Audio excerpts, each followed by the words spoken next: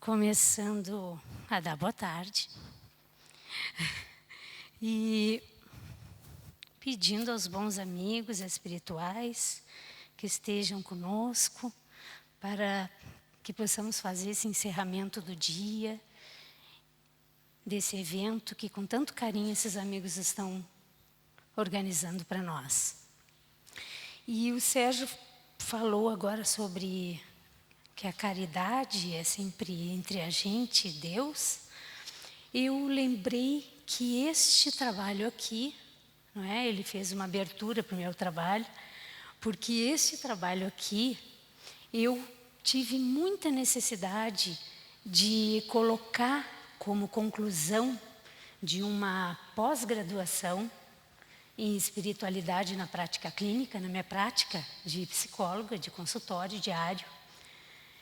É um trabalho de conclusão, mas quando eu fiz ele, eu apresentei em vários lugares, mas eu não tinha me dado conta por que eu fiz ele, por que eu fiz, por que eu quis colocar no papel esse tipo de trabalho que ninguém vê e que é real e que acontece. E eu vou contar uma coisa para vocês. Quando nosso filho nasceu, é um menino que hoje em dia tem 19 anos, ele com 19 dias de vida, eu fui fazer a revisão achando que estava tudo bem, e o médico disse assim: vamos para UTI, que o teu filho está mal. E o nosso filho estava com sepsemia, que é o pior tipo de bactéria que existe, e não estava instalado em nenhum órgão do corpo, ele estava pelo sangue, e não se sabia se ia se instalar ou não em algum órgão. E foram mais ou menos uns 45 dias que cada gota que entrava naquele corpinho pequeno, nós implorávamos para Deus para que aquele bebê ficasse com a gente. Nós já tínhamos 2 meninas e nascia o nosso filho. Então nós queríamos muito ficar com ele, mas também eu tive um dia lá que eu entreguei, porque eu me preocupava muito com a história de vida do Sérgio, porque ele tinha muitas perdas. Ele havia perdido 5 irmãos, mais pai e mãe, e eram muitas perdas. E eu pensava assim, se esse filho não ficar, ele vai desistir de ser a pessoa que ele é, de fazer o trabalho que ele faz. E eu fiquei com muito medo. E o nosso filho venceu. Mas naqueles dias que nós estivemos na UTI e que nós trouxemos a UTI para o quarto, porque a bomba eletrônica não funcionou, nós pedimos uma bomba manual de entrar o remédio pingando, porque a elétrica não tinha queimado e o nosso filho entrou em coma. E aí o Sérgio disse, vamos parar com essa bomba elétrica e vamos fazer uma bomba manual e nós vamos cuidar cada gota que vai entrar no corpinho dele. Nós vencemos isso aí. Nosso filho é maravilhoso, graças a Deus ficou com a gente. Mas aqueles dias na UTI, eu vi muitas pessoas despreparadas, desumanizadas. Agora o Sérgio fazendo a palestra e eu pensando neste trabalho, me veio isso de contar para vocês, porque eu fiquei pensando, eu acho que eu fiz esse trabalho nas UTIs porque eu quase perdi o meu filho. Eu não tinha me dado conta disso. E é a primeira vez que eu conto que realmente deve ser exatamente por isso. Eu quis contar o trabalho que eu e mais 3 amigas fizemos em UTIs de câncer de criança no Santo Antônio de Porto Alegre. Elas fazem de 15 em 15 dias. Eu quando posso, eu estou junto. E faz 5 anos que nós fizemos em Pelotas, mais ou menos de 3 em 3 meses. Então, eu comecei a fazer essa especialização com o Emanuel Burke, com a Letícia Alminhanha, com o Alexander Almeida, com o Júlio Pérez, com 27 professores, assim, fantásticos, assim, com muita pesquisa na área da espiritualidade e da medicina. E aí eles disseram, e aí, Janine, o que tu vai fazer de trabalho de conclusão do curso? Eu disse, eu acho que eu vou contar as visitas que eu faço na UTI com minhas amigas. Porque as pessoas têm que saber que isso existe e que nós podemos fazer esse trabalho. Que mais mulheres e homens podem fazer esse trabalho. E aí eu coloquei Anjos do Amor, um relato de casos sobre a prática do bem, como pode auxiliar em pacientes pediátricos. E quem me orientou foi o Emanuel Burke. Então, na introdução do trabalho, o que nós colocamos? O processo da internação pode gerar impactos devastadores na vida de qualquer ser humano, tornando-se importante a criação de estratégias terapêuticas, a fim de promover o bem-estar e atender às dimensões físicas, psíquicas, culturais, espirituais, sociais e intelectuais, favorecendo a expressão do paciente e possibilitando a humanização e valorização do sujeito inserido no contexto hospitalar. O paciente não pode ser visto apenas como alguém que busca um tratamento médico, mas sim como um indivíduo que possui subjetividade, não é? Espírito, alma no caso, né, Sérgio? E necessita estar implicado na participação do seu processo de adoecimento e cura. Projetos que aliviem o enfrentamento e promovam a melhoria da qualidade de vida do paciente durante a hospitalização torna-se um passo fundamental. Então, um hospital, ele é muito assustador para uma criança. Ele é muito assustador para um pai e para uma mãe. Ele é muito assustador para um enfermeiro que está começando a vida. Ele é assustador porque não é o estado natural nosso, da maior parte do tempo da nossa vida. Na maior parte do tempo da nossa vida nós estamos bem. Não é? A doença, a dor, o sofrimento são momentos da nossa vida que nós temos que passar. Então, de certa forma, há muitas décadas as pessoas estão preocupadas com isso, com a humanização, com a espiritualização das pessoas no ambiente hospitalar. Então, no Brasil, o ambiente hospitalar transmite ao paciente a sensação de temor frente ao tratamento. O Ministério da Saúde lançou uma política nacional de humanização de atenção e gestão do SUS, que se chama PNH, e que é uma política que tem princípios, métodos, diretrizes e dispositivos. Nesses dispositivos dessa política, a partir de 2010, incluíram as atividades complementares na medicina, que são todas essas atividades que lidam com a bioenergia, com a ludoterapia, com várias atividades que ajudam a criança, a facilitar o processo da criança, o enfrentamento da doença da criança no hospital. Então, as experiências traumáticas da criança com aquela dor, com aquela doença, com aquela passagem no hospital, elas diminuem porque esses projetos dentro dessa política, ela promove uma comunicação com a criança, ela prepara a criança para enfrentar essa situação difícil que é o tempo que a criança fica no hospital. E não é só a criança, é a família, são os profissionais de saúde, são todos que envolvem a internação. Crescente tendência na comunidade científica médica em publicar textos que afirmam a importância de desenvolver estudos que incluam a questão da espiritualidade na prática de profissionais na área da saúde. Há evidências de que as terapias complementares podem contribuir na melhoria da qualidade de vida em pacientes em processo de internação hospitalar. Necessidade de rehumanizar o ambiente hospitalar. As terapias complementares ganharam naturalmente espaço, porque assim como o Javier, não é, o nosso amigo que falou hoje, não é, as pesquisas evidenciam que a espiritualidade, a caridade, todo o processo que acontece dentro da área da saúde é real. Nós visitamos nas UTIs infantis os bebês. Quando nós chegamos e colocamos as mãos na incubadora, silenciosamente nós começamos a fazer prece. Todos os aparelhos de pulmão, de coração, de capacidade, a gente não é médico, né? A gente não sabe, mas a capacidade pulmonar, o coração, tudo melhora.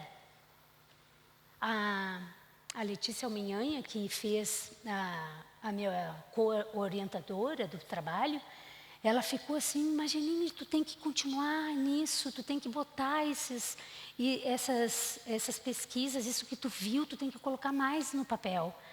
Porque eu trouxe 2 casos hoje, que rapidamente eu vou contar, mas existiu, olha, centenas de casos que a gente viu os aparelhos melhorarem só com a imposição de mãos e a oração silenciosa. Só isso.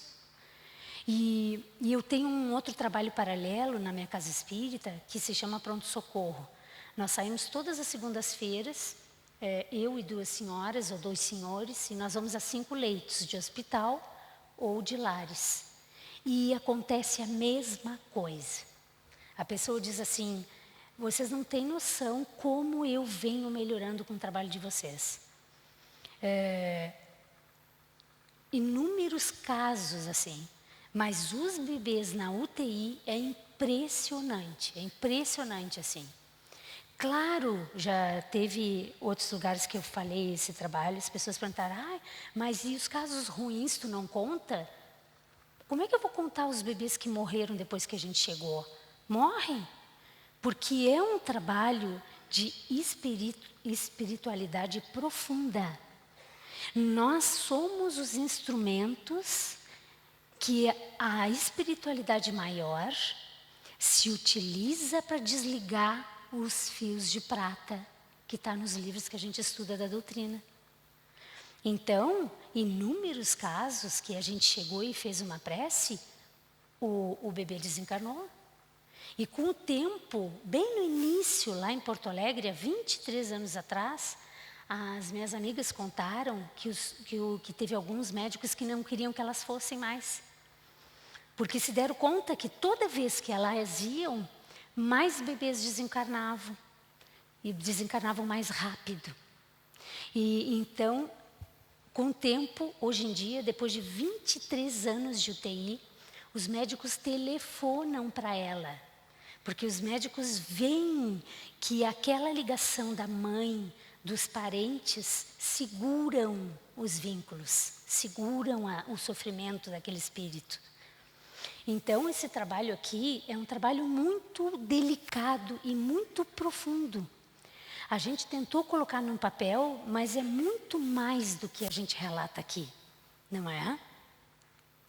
Então, o lúdico com a criança no hospital auxilia no desenvolvimento físico, psicológico, social e moral, permite autoobservação, libera temores, raiva, frustração e ansiedade, auxilia a evidenciar seus pensamentos e sentimentos, proporcionando satisfação, diversão e espontaneidade. Por quê? Porque no lúdico, a criança vai montar historinhas. Nós contamos historinhas. Elas se identificam ou com o vilão, não é? Elas se identificam com os personagens da história.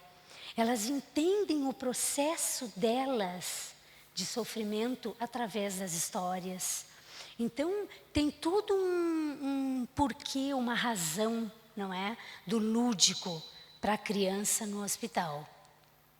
Tem a terapêutica do humor. Todas essas terapêuticas são atividades complementares que várias pessoas fazem dentro do hospital.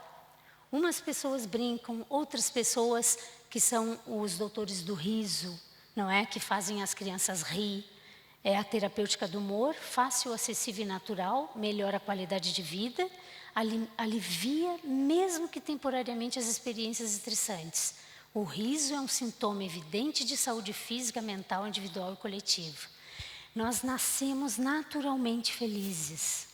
Se vocês veem uma criança brincando, ela é naturalmente feliz.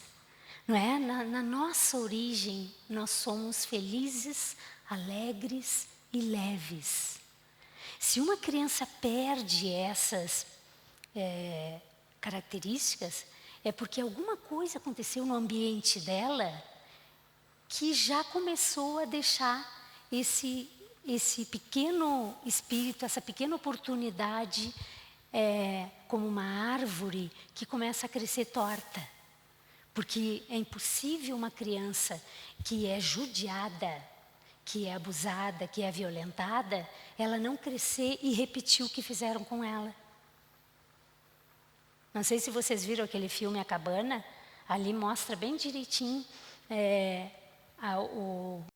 o pai revoltado, não é, com a filha que foi estuprada e assassinada, e ele revoltado com Deus, e Deus no filme é várias pessoas, uma hora é mulher, outra hora é um índio, e Deus diz para ele, mas isso não fui eu que criei, o mal não fui eu que criei, Deus respondendo, não é? O mal foi criado da falta de amor de vocês. Vocês é que se judiaram e criaram pais que judiaram de filhos e filhos que continuam judiando dos outros filhos. Então, é muito interessante. E no hospital a gente vê isso. A gente vê muitos pais que estão começando a judiar dos filhos e os filhos adoecem para tentar salvar os pais. Tem um caso aqui que eu vou contar depois que vocês vão entender. Mas então o humor e o riso, ele é natural, não é? Ele deveria ser algo natural em nós.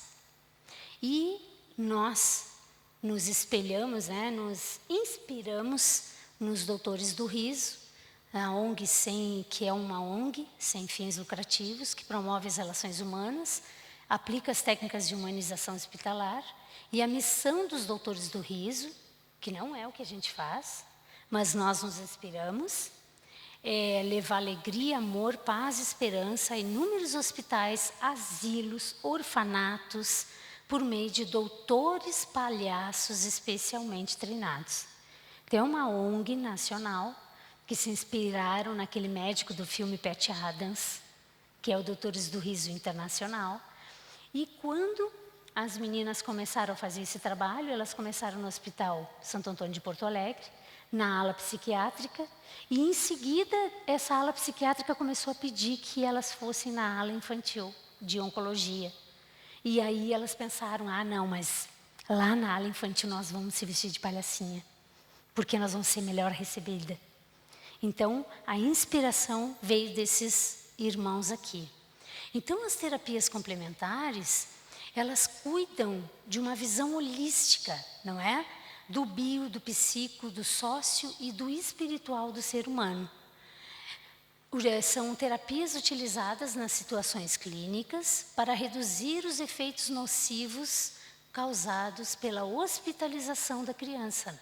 A inserção dessas alternativas culminou com a aprovação das portarias em 2006, que foi a portaria 145, e 2017, que implementaram a Política Nacional de Práticas Integrativas e Complementares. Então, tinha um monte de gente dentro do hospital e a prefeitura, o governo começou a dizer assim, não, mas para aí, nós vamos ter que colocar isso tudo dentro de um projeto, dentro de uma política, porque não dá para fazer as coisas de maneira desorganizada.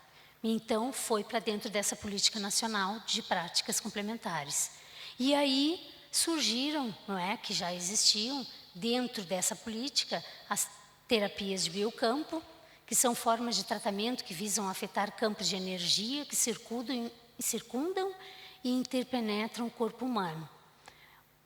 A de cima está ligada ao Reiki, Jorei. Eu não sei o nome assim, né, de muitas, mas são muitas terapias no campo físico e perispiritual que fazem uma ajuda, complementam a atividade médica muito, muito bom, assim, dentro dos hospitais.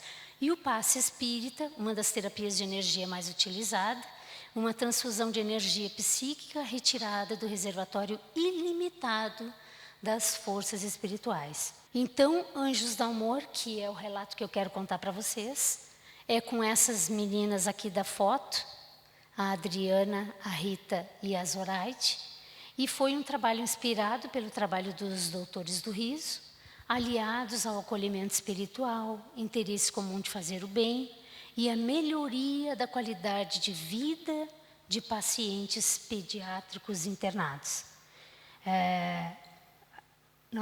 Elas pensaram desde o início que aquelas crianças não podiam deprimir como deprimem. As crianças no hospital, como qualquer pessoa, deprime muito fácil. A depressão vem direto numa situação de sofrimento, de dor, de doença. Vem junto, não é? E a gente sabe que a depressão leva à morte também, né? Hoje em dia, muito mais ao suicídio. Então, são casos bem delicados. E o objetivo desse trabalho, né, foi relatar essa experiência para vocês, como tratamento complementar de pacientes pediátricos nos hospitais da cidade de Pelotas, discutindo a importância de ações relacionadas com o bem-estar psicológico e emocional dos indivíduos e dos familiares. Porque nunca é um atendimento só para criança. Existe um atendimento para se é o avô que está cuidando do neto, se é a mãe, se é o pai. Às vezes os médicos vêm conversar com a gente, vêm fazer perguntas sobre espiritualidade, reencarnação, lei de causa e efeito. Eles veem que acontecem coisas que eles nunca viram, ou que eles nunca sabiam que podia existir. Então é bonito assim o despertar, não é? Que acaba acontecendo naturalmente. E os objetivos específicos foi divulgar essa história do grupo, né, das minhas amigas, relatar a experiência, discutir a importância de ações relacionadas com o bem-estar psicológico, emocional desses indivíduos e desses familiares, mediante o acolhimento espiritual, a partir de evidências científicas. Então, o trabalho teve dentro da PUC lá, com os colegas que fizeram mais 40 trabalhos, e divulgar isso aí a partir daqui, discutir a importância desses trabalhos e dessas evidências científicas que a gente vê e que tem que ser catalogada. E essas evidências, como a doutora Marlene sempre falou, né, Gilson, da gente trabalhar com pesquisa séria, da gente trabalhar anotando e colocando como foi a própria codificação da doutrina espírita, que ontem eu vi o filme, eu fiquei encantada, não é? O quanto ele sofreu para deixar essa doutrina maravilhosa para nós, mas sempre com o estudo sério, não é? A doutrina espírita passou, cada caso de mediunidade passou pelos passos que a ciência usa na pesquisa. Então, isso é muito importante a gente entender, para a gente sempre falar de maneira séria, estudar os livros espíritas. Agora eu estou lendo O Brilho da Vida Eterna. E a Eusébia, no capítulo 9, ela está se preparando para deslocar a casa transitória de Fabiano de Cristo de uma região para outra. E ela está com um grupo grande de espíritos assim, superiores que estão tentando melhorar, que já estão ajudando outros espíritos. E ela comenta ali, e eu fiquei muito, muito interessada, porque ela comenta que esses trabalhos de ajuda ao próximo, nós deveríamos começar na Terra, porque nós desencarnamos e continuamos fazendo uma coisa que a gente já faz aqui. Nós começamos a fazer o trabalho voluntário aqui, desencarnamos e não vemos nenhuma diferença no sentido de trabalho ao próximo, de caridade espontânea. Então ela comenta, nós evoluímos na terra e na erraticidade. Quando tu está ligado a um trabalho voluntário, tu estás ligada permanentemente nesse intuito de se melhorar para poder ajudar. Então ela comenta que a gente possa ler muito, que a gente possa entender muito, porque ela ali no livro, ela tem uma qualidade, uma faculdade que não é espontânea, de ler os painéis mentais daqueles espíritos em sofrimento. E o irmão que está com ela pergunta, mas como que tu tem essa facilidade de ler os painéis mentais? E ela disse, meu irmão, eu comecei há muitos séculos e por uma dificuldade que eu tive com meu pai, eu comecei a trabalhar esta capacidade. Então, lendo muito, estudando muito, atendendo muito, ajudando muito. E eu fiquei muito emocionada, porque eu me identifiquei com ela, não é? No sentido assim de, que bom que eu já estou nisso, não é? Que bom que eu já estou dentro disso, que eu estou estudando e que eu estou entendendo e que se eu partir hoje, eu já vou querer um hospital para trabalhar. Não é? Porque todos os dias da minha vida, eu acabo utilizando esse pensamento de que eu posso não estar mais aqui, eu acho que para viver melhor. Esses dias eu estava me perguntando, por que eu faço isso? E eu pensei, eu digo, não, eu acho que é para poder valorizar o dia, valorizar o turno, porque às vezes a gente sai de tardezinha do consultório muito cansada, e eu penso assim, vamos respirar, vamos agradecer a Deus por esse momento do dia, e quando eu chegar em casa, é um outro dia, é um outro turno, é à noite, vamos fazer outra coisa legal, porque a gente não sabe quando a gente vai partir, não é? Então, eu acabo utilizando isso. Mas eu adorei o que a Eusébia deixou ali, não é? Então, os objetivos são esses. Foi uma pesquisa de abordagem qualitativa, porque não tem números, não tem assim números de doença, não é não. A pesquisa é narrativa autobiográfica, porque é uma história de atendimentos. E nós fizemos as atividades aqui no Hospital da UFPEL em Pelotas, de 5 anos para cá. Mas as meninas fazem de 23 anos para cá. Nesses 23 anos, por cima, nós contamos 3.952 pacientes pediátricos atendidos da forma como a gente atende, assim, devagar, conversando. Às vezes um atendimento dura 3 horas. Depende do atendimento. Então, a abordagem é o diálogo, é a oração e o amor, né?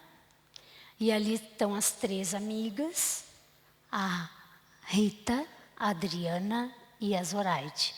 E elas criaram uma ONG, porque dentro do hospital, as pessoas que vêm do interior para Porto Alegre na UTI de câncer infantil, elas vão com a roupa do corpo. Sem roupa para trocar, sem comida, sem dinheiro. E lá internam seus filhinhos morrendo. Então, as gurias montaram a ONG Raios de Sol, se vocês quiserem entrar no Facebook para ajudar. E elas viajam o Brasil inteiro em feiras de artesanato, vendendo esses marcadores de livro, vários produtos, sachês, vários produtos que elas fazem. Então, o início do trabalho foi há 23 anos atrás, com a Adriana, a Rita e a Zoraide. Era numa creche, inicialmente, em Porto Alegre, de crianças, filhos de catadores de lixo.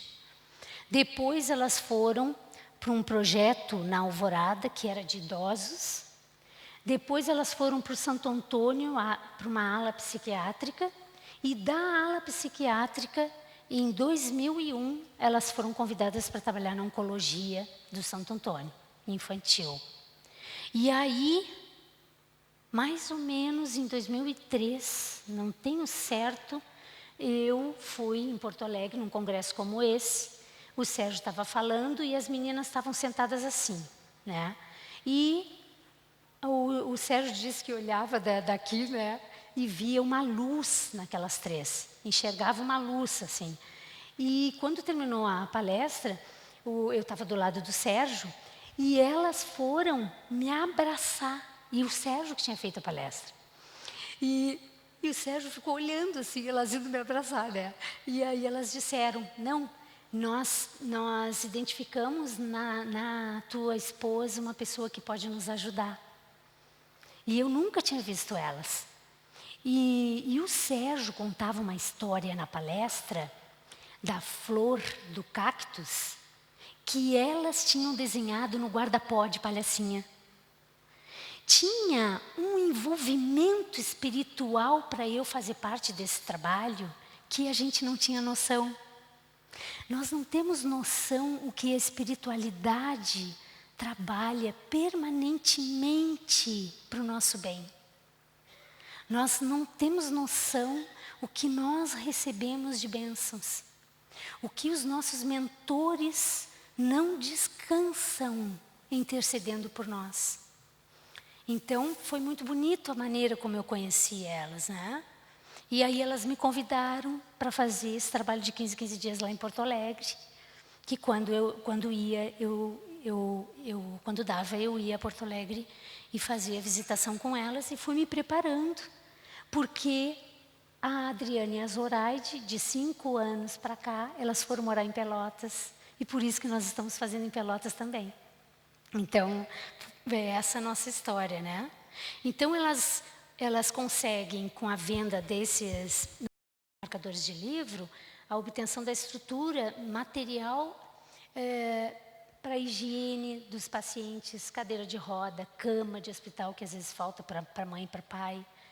E muito material de higiene falta no hospital. Aqui em Pelotas, na FAO, tinha uma criança que foi largada pelos pais, doente, fazia 4 anos que estava no hospital. E não tinha fralda, ela tinha uma doença neurológica que fazia tudo em cima da cama, né, as necessidades fisiológicas. Então, ela precisava de muita fralda de adulto, precisava de muita coisa, ela era muito grande. E aí, seguido, a gente faz campanhas para conseguir as coisas lá em Pelotas também.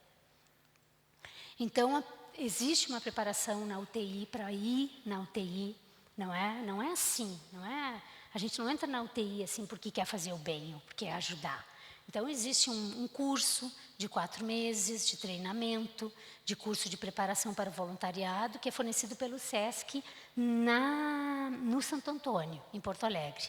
E um curso de ambientação hospitalar, que é de 2 semanas, com os conceitos mínimos sobre a saúde, sobre as doenças infecciosas, não é? E uma abordagem de higiene e preparação para entrar na UTI mesmo, não é? E esse trabalho, ele é pioneiro em acolhimento dentro de UTI infantil em oncologia. Esse trabalho, ele é único no que ele se propõe e no que ele faz. Ele é pioneiro. Não é? Então, as visitas são marcadas com antecedência, com o profissional responsável pelo projeto de humanização do hospital, lá na FAO é a Carla, não é? Com antecedência de 2 meses tem que marcar. Reunião de 2 horas antes das visitas para montar o figurino, cantar as músicas para harmonizar o trabalho. É lá em casa, quando acontece, as gurias, nós começamos o trabalho às 2 da tarde, ao meio-dia elas já vão lá para casa e a gente começa a pintura, que tem a pintura do rosto, e a espiritualidade já mandou nos dizer que nesse momento que a gente vai começar a pintar o rosto, a espiritualidade já começa uma higienização e um preparo energético, vibracional, para que a gente saia junto com essa equipe que trabalha junto com a gente espiritual. E a música é a do Gonzaguinha, aquela, eu fico com a pureza da resposta das crianças, é a vida, é bonita e é bonita. É essa música. Então é muito bonita a vibração. É muito legal. Então a gente se reúne, se pinta, e coloca os guarda-pós e canta essa música para sair como uma prece.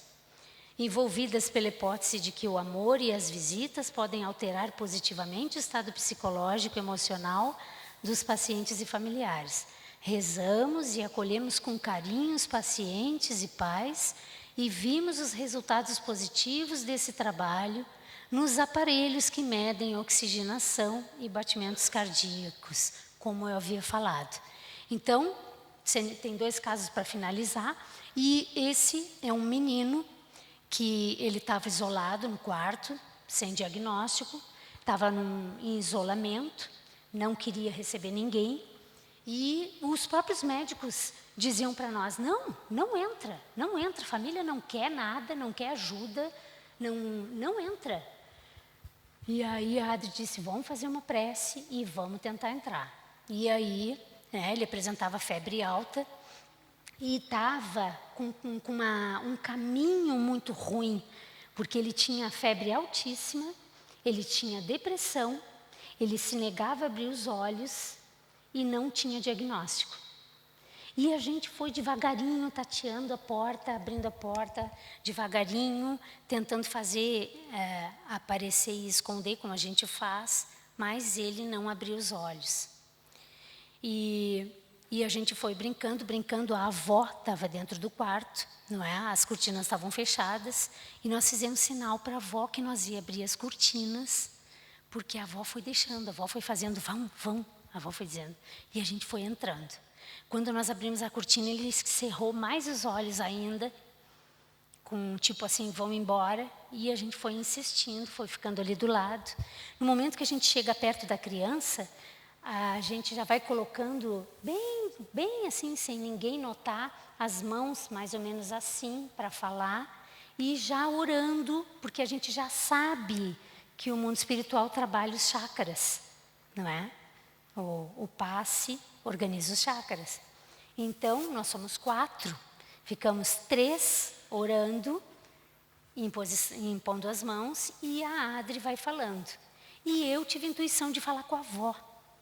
E aí a Adri foi dizendo para ele que a gente estava ali com amor e carinho, que a gente queria conversar com ele, que a gente estava ali só para ajudar, que a gente não queria atrapalhar. E eu fui conversar com a avó. E a avó me contou que os pais tinham se separado. E aí eu vim para perto da Adri. A Adri viu que eu queria falar com o menino e eu comecei a dizer para ele. Eu disse para o menino, independente do que está acontecendo, né, tu não vai resolver o problema dos teus pais. Eu disse para ele.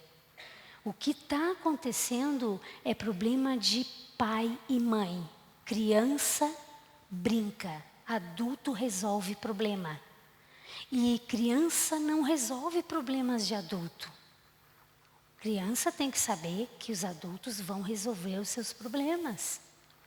Assim como o quarto de criança é quarto de criança, quarto de adulto é quarto de adulto, criança não faz o que adulto faz e não pode estar dentro do quarto de adulto. E tudo, eu conversando com ele, e fui dizendo, coisas de adulto são responsabilidade de adulto, crianças não podem querer resolver essas coisas. Crianças devem se preocupar em brincar apenas. E nós fazendo prece o tempo todo, impondo as mãos o tempo todo, e ele foi devagarinho abrindo os olhos, e o olhar dele era de uma tristeza profunda, mas já com os olhos abertos, chorando o tempo inteiro, e nós conseguimos fazer com que ele prometesse que não ia mais fechar os olhos, que ia voltar a comer, que ia voltar a cuidar da vida de criança que ele tinha, não é? Fizemos ele prometer para a avó e ficamos, eu acho que umas 3 horas ali com ele. E foi muito legal, porque os pais tinham abandonado a criança. Só estava a avó paterna estava ali. E nós fizemos o trabalho e fomos embora. No outro dia, o pai começou a telefonar, porque a gente deixa o telefone, começou a telefonar para a Adriana e começou a dizer o que eu posso fazer por vocês. Porque o meu filho já estava há 10 dias que os médicos já estavam me avisando que ele ia entrar em depressão e que não ia ter o que fazer com ele. O pai, assim, super grato, super grato. Era aqui do Uruguai, queria mandar um carro para nos buscar, porque ele é dono de estabelecimento de comida, queria nos dar pizza, janta, coisa. Mas foi muito bonito o processo, porque a gente não conhece as pessoas e as pessoas não nos conhecem. E eu acho que é isso, assim, né, que o Sérgio falou ali na Madre Teresa de Calcutá. Nós somos uma grande família e a caridade, ela não pode ter nome, ela não pode ter raça, ela não pode ter idade, ela não pode ter cor, ela não pode ter cheiro, não é? E isso é muito legal, assim, né? A gente fazer pelo prazer de ajudar, não mais, não outra coisa, não é? Então é muito bonito os casos assim. E o Eduardo, que foi internado porque se jogou da janela do 2º andar com uma fronha amarrada no pescoço, pensando ser um super-herói. A enfermeira perguntou se podíamos fazer algo para que ele sorrisse. Difícil a aproximação, né? Porque ele não deixava a gente se aproximar dele.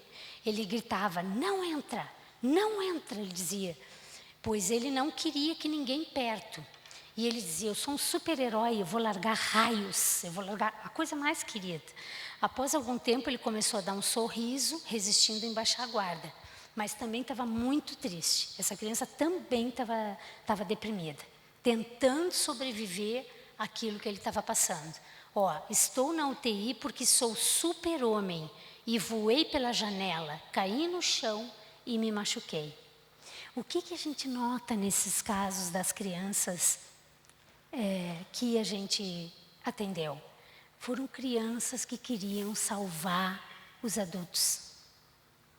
Quando nós adultos não resolvemos os problemas, as crianças adoecem tentando resolver. Então, hoje, isso que o Sérgio falou, né, da doença do vazio, da doença da carência, vocês imaginam como os lares não estão por a mídia, o celular, o computador, roubar esse espaço do olhar. A criança que não é atendida nas suas necessidades, ela vai adoecer, ela vai se machucar para chamar atenção e assim os adultos voltar ao normal, não é? Mais ou menos por aí. Então, enquanto ele falava, nós íamos fazendo carinho, íamos conversando sobre os super-heróis. E aí a Adriana falou para ele, os super-heróis são adultos e demoram muito tempo para aprender a voar. Quando esses super-heróis eram crianças, eles não voavam. Então, vem umas ideias na hora que a gente vê que é do mundo espiritual. Porque é muito bonito, é muito legal, não é? Então, nós falamos para ele sobre esse espaço que a criança tem de brincar, não é? Sem risco, sem perigo, não é? E ele ficou muito à vontade com a gente, depois eu conto o final da história. Não é? Então, no consultório, eu investigo o grau de crença dos pacientes, né? As experiências vividas de doença, de perdas na vida dos pacientes, pois eu compreendo que modificamos nossas vidas interna e externamente no nosso ser integral, não é? Físico, sócio, psíquico, espiritual. Essa experiência me acrescentou muito como pessoa e como profissional. Ver, sentir, ajudar com oração e acolhimento às mães nos leitos, me fez ver o verdadeiro sofrimento humano e a experiência rica de significado do que é realmente a vida, não é? Aliar todo esse estudo e prática na minha vida foi o que a especialização me proporcionou. Escrever um pouco disso que eu vivo e poder falar mais do que eu escrevi, porque é muito mais do que eu escrevi, não é? E esse menino que se atirou do 2º andar, depois de 3 horas conversando, ele olhou para nós e ele disse assim, voltem, porque quero ser palhacinho quando eu crescer. Então foi muito bonito assim, né? Gostei muito. Ele disse, não quero ser mais um super-herói. Eu quero ser um palhaço quando eu crescer. É muito bonito. E muito obrigada. Botei o Sérgio ali porque o Sérgio foi que fez eu conhecer elas. Obrigada.